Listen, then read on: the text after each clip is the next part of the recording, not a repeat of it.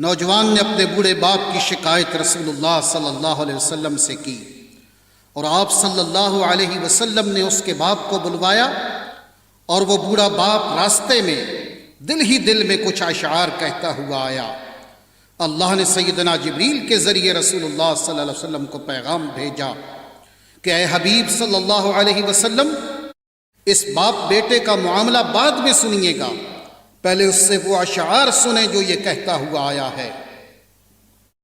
جب اس بوڑھے نے آپ صلی اللہ علیہ وسلم کو اشعار سنائے تو رسول اللہ صلی اللہ علیہ وسلم اتنا روئے کہ آپ کی داڑھی مبارک تر ہو گئی۔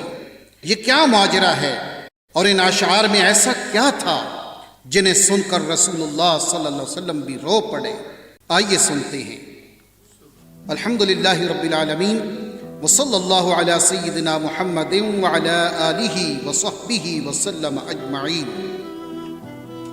ایک شخص رسول اللہ صلی اللہ علیہ وسلم کی خدمت میں حاضر ہوا اور اس نے اپنے بوڑھے باپ کی شکایت کی۔ یا رسول اللہ صلی اللہ علیہ وسلم، میرا باپ مجھ سے پوچھتا نہیں اور میرا مال خرچ کر دیتا ہے۔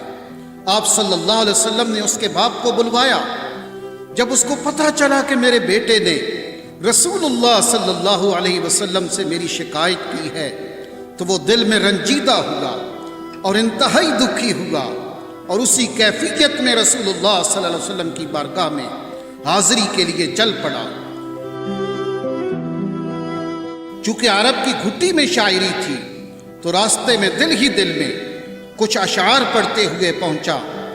ادھر دربار رسالت مآب صلی اللہ علیہ وسلم میں پہنچنے سے پہلے سیدنا جبریل علیہ السلام آپ صلی اللہ علیہ وسلم کی خدمت میں حاضر ہوئے اور عرض کیا، یا رسول اللہ صلی اللہ علیہ وسلم، اللہ تعالیٰ نے فرمایا ہے کہ اس کا معاملہ بعد میں سنیے گا، پہلے اس سے وہ اشعار سنیں جو یہ دل میں کہتا ہوا آ رہا تھا۔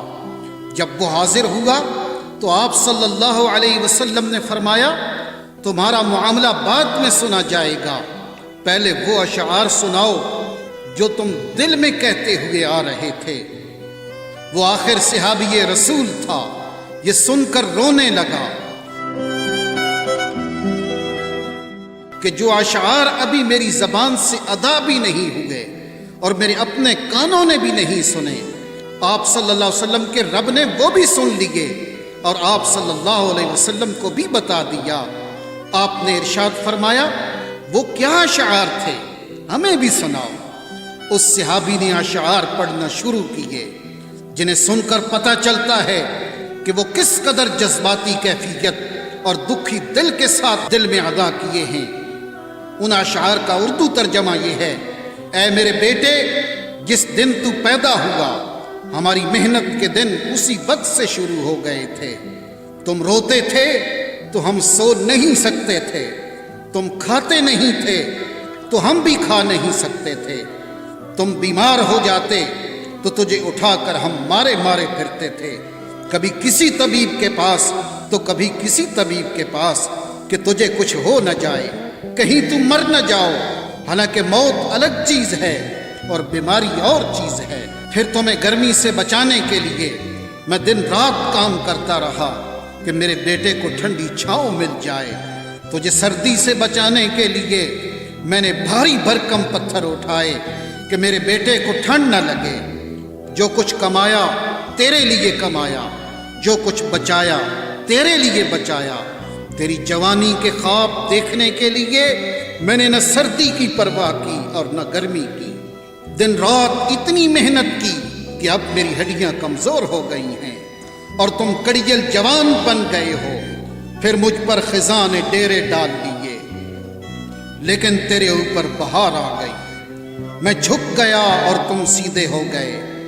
اب میری خواہش اور امید پوری ہوئی کہ تم ہرے بھرے ہو گئے ہو۔ سوچا کہ اب زندگی کی آخری سانسیں تیری چھاؤں میں بیٹھ کے گزاروں گا، مگر یہ کیا ہوا کہ جوانی آتے ہی تیرے تیور بدل گئے، تیری آنکھیں ماتھے پہ چڑھ گئیں، تم اس لہجے میں بات کرتے ہو کہ میرا سینہ پھٹ جاتا ہے۔ اس انداز سے تو کوئی اپنے نوکر سے بھی بات نہیں کرتا۔ میں نے اپنی ساری امیدیں چھوڑ دیں اور سمجھ گیا کہ میں تیرا باپ نہیں نوکر ہوں۔ نوکر کو بھی کوئی ایک وقت کی روٹی دے دیتا ہے، تم مجھے نوکر سمجھ کے ہی مجھے روٹی دے دیا کرو۔ یہ اشعار سناتے سناتے بوڑھے باپ کی نظر جب رسول اللہ کے چہرے انور پہ پڑی تو دیکھا کہ آپ صلی اللہ علیہ وسلم اتنا روئے کہ آپ کی داڑھی مبارک تر ہو گئی۔ آپ صلی اللہ علیہ وسلم جلال میں اٹھے، اس کے بیٹے کو سختی کے ساتھ فرمایا، انت ومالک لابیک، تم اور تمہارا سب کچھ تیرے باپ کا ہے۔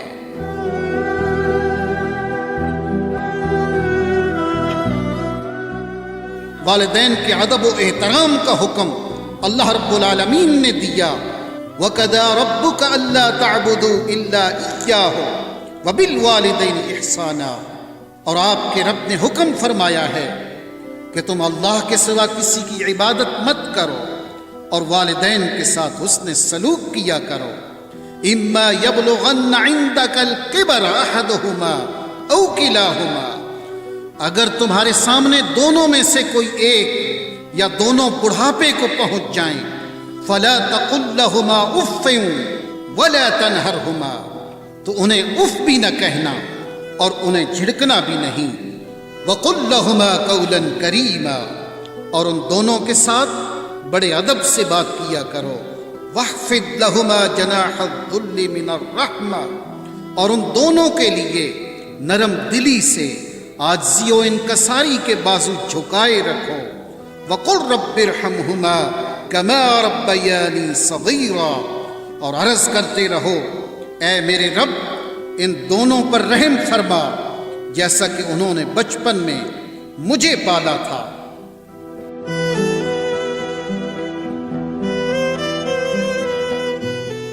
ایک باپ اپنی اولاد کے بہتر مستقبل کے لیے اپنی پوری زندگی داؤ پہ لگا دیتا ہے، اور جب اولاد خدمت کے قابل ہو اور منہ پھیر لے، اس باپ کے لیے جو اپنی اولاد کی ہر خواہش کو پورا کرتا ہو اور بڑھاپے میں اس کی حالت یہ ہو جائے کہ وہ اپنی بیماری اور ضرورت بتلاتے ہوئے بھی ہچکچاتا ہو، تو یہ جوان اولاد کے لیے بہت بڑا لمحہ فکریہ ہے۔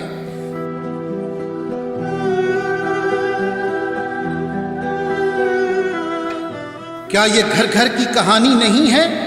اپنے والدین کی خدمت کو بہت بڑی سعادت سمجھتے ہوئے رب کو راضی کریں، جیسا کہ نبی کریم صلی اللہ علیہ وسلم نے فرمایا، رب کی رضا والد کی رضا میں ہے اور رب کی ناراضگی والد کی ناراضگی میں ہے۔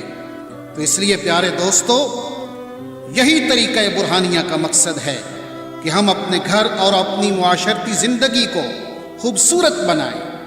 سو آؤ معاشرے کو بہترین بنائیں، آؤ پیغام محبت گھر گھر پھیلائیں، آؤ اپنے وطن کو سجائیں، آؤ اسلام کو دوبارہ عظیم بنائیں۔